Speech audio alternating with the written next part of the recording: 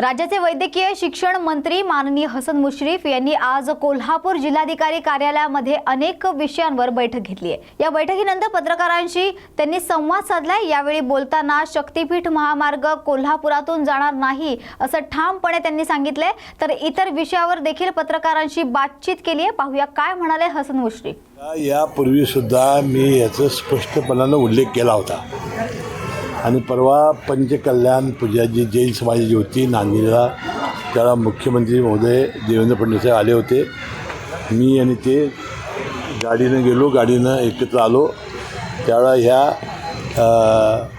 शक्तीपीठ मार्गाची सविस्तर चर्चा झाली। कोल्हापूर जिल्ह्यामध्ये शक्तीपीठ रस्ता होणार नाही हे मी अनेक वेळा तुम्हाला सांगितलं। कसलीही अधिसूचना निघाली, काही निघाली, त्यात कोल्हापूर असणार नाही।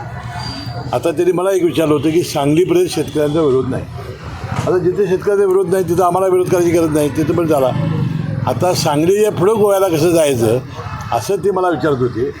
तुम्ही त्याला सांगितलं सांगलीपासून आता कोल्हापूर ते सांगली हा रोड होतो आहे, नवीन आज टेंडर निघालेला आहे। तिथून ते कोल्हापूरपर्यंत येईल रस्ता।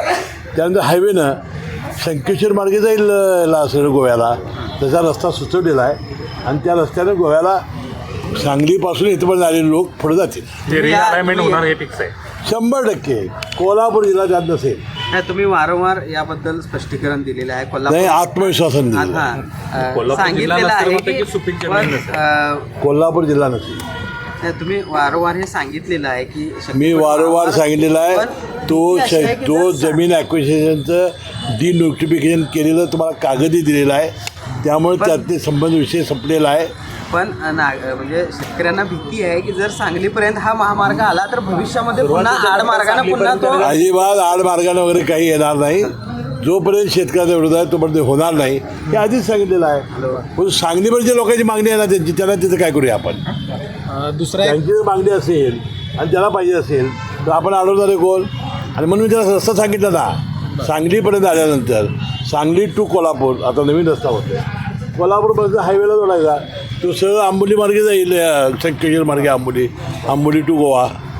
म्हणजे आंबोलीला गोव्याला जाणार लोकांची काही अडचण होणार नाही। जे संतोष देशमुख आहेत त्यांचा जे भाऊ आहे त्या भावांनी आज आंदोलन केले, टाकीवर चढून आंदोलन केले की हे सगळे मारेकऱ्यांना पकडण्यात आलेले नाही किंवा या संदर्भातली कारवाई आहे ती झालेली नाही। टाकीवर चढून आत्महत्या करण्याचा प्रयत्न किंवा तशा पद्धतीचं आंदोलन चालू। मी काय त्याची आज माहिती घेतलेली नाही, परंतु मुख्यमंत्र्यांनी उपमुख्यमंत्र्यांनी सातत्याने सांगितलेलं आहे की जे दोषी असतील त्याला कडक आम्ही शासन करू। सगळे जवळजवळ आता आरोपी अटक झाले आहे, एक आठवडा राहिलेला आहे, त्यालाही लवकर अटक होईल। आणि मला वाटतं की मकोकाही लावण्यात आलेला आहे। आता सगळी कायदेशीर कारवाई करत असताना आता जी त्यांची मागणी आहे म्हणजे धनंजय मुंडेंच्याबद्दल विशेषतः, त्याला कुठलाच पुरावा नाही। पुरावा जर असेल तर अजितदादा म्हणाले की आम्ही सोडणार नाही। वस्तू एवढ्यावर विश्वासाने आता हे वातावरण शांत राहण्याची आवश्यकता आहे। स्थानिक मुद्दा काही वेळेपूर्वी गांधीनगरमधले ग्रामस्थ आपल्याला भेटलेले आहे, काय भूमिका होती त्यांची, काय तुम्ही आश्वासन मला भेटलेली होती, अनेकांच्या बैठका लावलेल्या होत्या। गांधीनगरचे लोक अचानक आज आणले होते, त्यांना पुढच्या आठवड्यात मी त्यांची कारवाई करतो म्हणून एसपीने बोललो, परत पुढच्या आठवड्यात सुद्धा मी त्यांना बोलवलेलं आहे। खरं तर संभाजीनगरमध्ये आपल्या पक्षाचं अधिवेशन 18 आणि 19ला होणार आहे। जी पत्रिका काढली त्यामध्ये प्रफुल्ल पटेल यांच्यानंतर छगन भुजबळ यांचं नाव आहे। नाराजी दूर झालेली आहे म्हणायचं का छगन भुजबळांची? भुजबळ साहेब आमचे नेते आहेत, आम्ही सांगितलं आहे तुम्हाला, आमचे ज्येष्ठ नेते आहेत, त्यामुळं ते आम्हाला मार्गदर्शन करत राहतील। लागतील ज्यांना जादा पैसे दिलेले आहेत त्यांच्यापेक्षा तर परत घेण्यात दंडाचाही वसूल करणार असे म्हणले, थांबवावे लागतील आणि त्यांचे अर्ज मागून घेण्यात कोण म्हणाल? भुजबळ साहेब भरत गोगावले यांनी सुद्धा त्या संदर्भात स्पष्टीकरण दिलेलं आहे। ज्यांच्या घरात आमचं मत तसं होतं किंवा एखाद्या टाटा बिर्ला अदानी यांच्या घरातल्याच एखाद्या महिलांचं केलं त्याला कसं देता येईल?